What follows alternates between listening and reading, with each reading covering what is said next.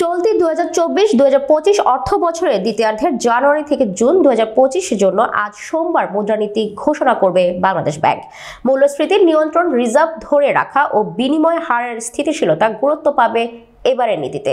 তবে সুদের হার না বাড়িয়ে মূল্যস্ফীতি নিয়ন্ত্রণের কৌশল নেবে কেন্দ্রীয় ব্যাংক। মনোযোগ থাকবে বিনিয়োগ বাড়ানোর। আজ বিকেল 3টায় মুদ্রানীতি ঘোষণা করা হবে বলে রোববার এক সংবাদ বিজ্ঞপ্তিতে বাংলাদেশ ব্যাংক জানায়।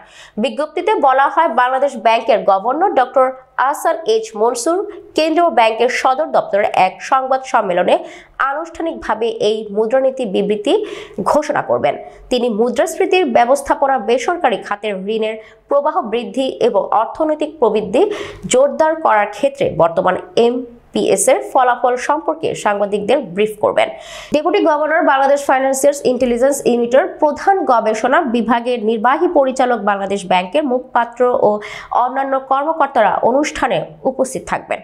গত বছরের 5 আগস্ট গণ অভ্যুত্থানে সরকার পরিবর্তনের পর বাংলাদেশ ব্যাংকের গভর্নর হওয়া ডক্টর আহসান এইচ মনসুর প্রথমবারের মতো মুদ্রানীতি ঘোষণা করবেন।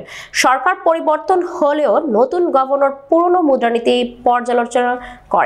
তবে মূল্যস্ফীতি নিয়ন্ত্রণে বাজারে টাকার প্রবাহ কমাতে বাড়িয়েছেন নীতি সুধার। এমন বাস্তবতায় গভর্নর হিসেবে প্রথমবারের মতো মুদ্রানীতি ঘোষণা করতে যাচ্ছেন ডক্টর আহসান এইচ মনসুর।